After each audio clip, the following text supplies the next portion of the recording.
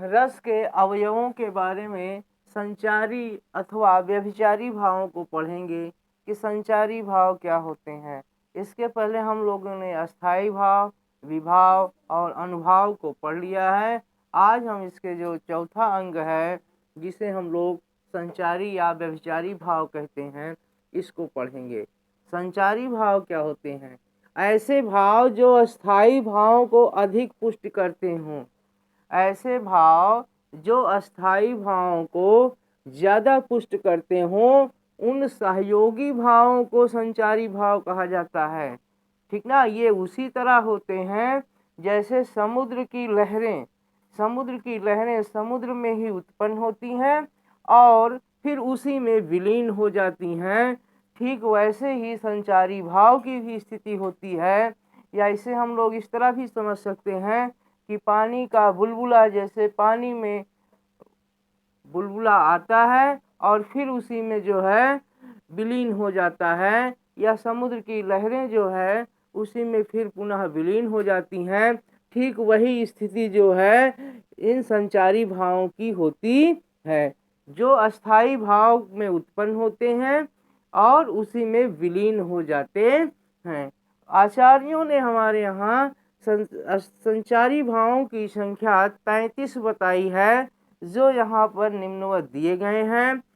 सबसे पहला निर्वेद, आवेग, दैन्य, श्रम, मद, जड़ता, उग्रता, मोह, विबोध, स्वप्न, अपस्मार, गर्व, मरण, आलस्य, अमर्ष, निंद्रा, अवहित्था, उत्सुकता, उन्माद, शंका, स्मृति, मति, व्याधि, संत्रास, लज्जा, हर्ष, असूया और विषाद, धृति, चपलता, ग्लानि, चिंता और वितर्क, जैसे ये 33 संचारी भाव हैं।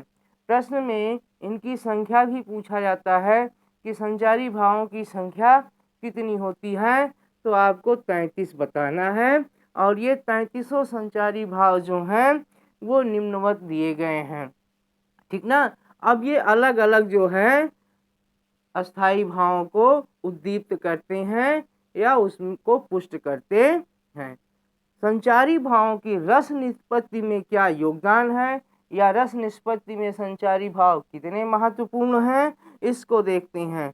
रस निष्पत्ति में संचारी भाव को हम लोगों ने पहले ही पढ़ लिया है कि ये अस्थाई भावों को ज़्यादा पुष्ट करते हैं, जिससे उनका आस्वादन किया जा सकता है। ठीक ना। अस्थाई भावों को अधिक पुष्ट करने का जो महत्वपूर्ण कारण है वो कौन है? संचारी भाव है। ठीक ना। यद्यपि ये संचार अस्थाई भावों को पुष्ट करके स्वयं समाप्त हो जाते हैं, जैसा कि संचारी भाव हमने भी समुद्र की लहरों का उदाहरण दिया है कि ये संचारी भाव जो है अस्थाई भावों को क्या करते हैं? पुष्ट करते हैं या उद्दीप्त करते हैं और फिर स्वयं समाप्त हो जाते हैं। लेकिन ये अस्थाई भावों को गति और व्यापकता प्रदान करते हैं। इन्हीं की वजह से, संचारी भावों की वजह से, ये जो 33 संचारी भाव दिए गए हैं, इनकी वजह से जो है अस्थाई भावों को और गति प्रदान होती है और उसमें व्यापकता आती है। कहने का तात्पर्य है कि ये 33 जो संचारी भाव हैं, इन्हीं को हम लोग व्यभिचारी भाव भी कहते हैं। ये अस्थाई भाव को अधिक पुष्ट करने का कार्य करते हैं। हमारे विचार से आज का वीडियो आपको ज्ञानवर्धक लगा होगा।